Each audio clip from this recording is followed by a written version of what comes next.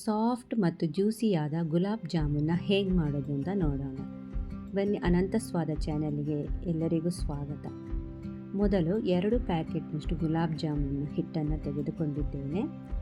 ಅದನ್ನು ಸ್ವಲ್ಪ ಕೈಯಲ್ಲೇ ಪುಡಿ ಮಾಡ್ಕೊಳ್ಳಿ, ಗಂಟುಗಳಿರುತ್ತೆ. ಸೊ ಅದಕ್ಕೋಸ್ಕರ ಅದನ್ನು ಪುಡಿ ಮಾಡಿಕೊಳ್ಳಿ. ಇದಕ್ಕೆ ಸ್ವಲ್ಪನೇ ನೀರನ್ನು ಹಾಕುತ್ತಾ ಕಲಸುತ್ತಾ ಬನ್ನಿ. ಇದನ್ನು ಜಾಸ್ತಿಯಾಗಿ ನಾದ್ಕೋಬೇಡಿ, ಸಾಫ್ಟಾಗಿ ಕಲಸಿ ರೆಡಿ ಮಾಡಿಕೊಳ್ಳಿ. ಇದನ್ನು ಮುಚ್ಚಿ ಒಂದು 2 ನಿಮಿಷ ಪಕ್ಕಕ್ಕಿಡಿ. ಅಷ್ಟೊತ್ತಿಗೆ ನಾವು ಶುಗರ್ ಸಿರಪ್ನ ಹೇಗೆ ಮಾಡೋದು ಅಂತ ನೋಡೋಣ. ಒಂದು ಪಾತ್ರೆಗೆ 3ರಿಂದ 4 ಗ್ಲಾಸಿನಷ್ಟು ಸಕ್ಕರೆಯನ್ನು ತೆಗೆದುಕೊಳ್ಳೋಣ.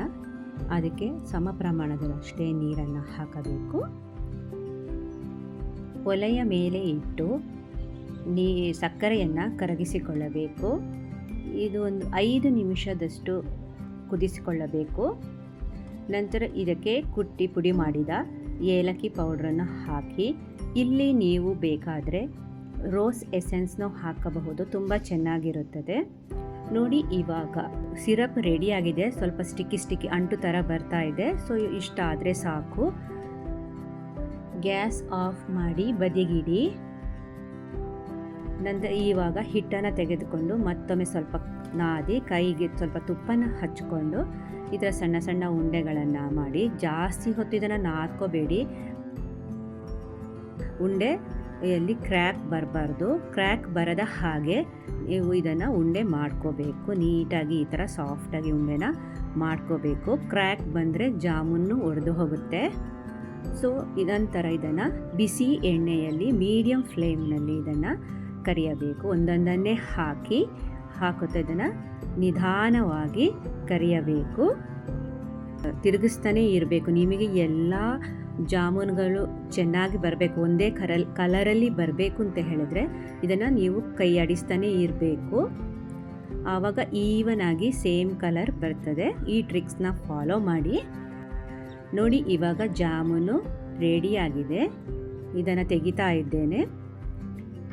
ನೋಡಿ ಎಷ್ಟು ಚೆನ್ನಾಗಿ ಬಂದಿದೆ ಅಂತ.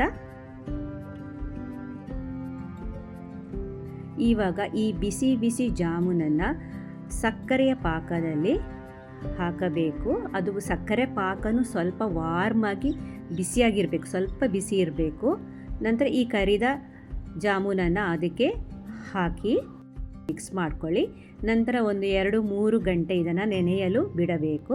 3 ಗಂಟೆಯ ನಂತರ ನೋಡಿ, ಇದು ಚೆನ್ನಾಗಿ ರಸವನ್ನು ಹೀರ್ಕೊಂಡಿದೆ. ನೋಡಿ ಎಷ್ಟು ಸಾಫ್ಟಾಗಿ ಮೃದುವಾಗಿ ಬಂದಿದೆ ಅಂತ. ಈ ರೆಸಿಪಿ ಇಷ್ಟ ಆದರೆ ಕಮೆಂಟ್ ಹಾಕಿ, ಲೈಕ್ ಮಾಡಿ ಮತ್ತು ಚಾನಲ್ಗೆ ಸಬ್ಸ್ಕ್ರೈಬ್ ಮಾಡೋದನ್ನು ಮರಿಬೇಡಿ. ಮುಂದಿನ ಹೊಸ ರುಚಿಯೊಂದಿಗೆ ಮತ್ತೆ ಸಿಗೋಣ. ಧನ್ಯವಾದಗಳು.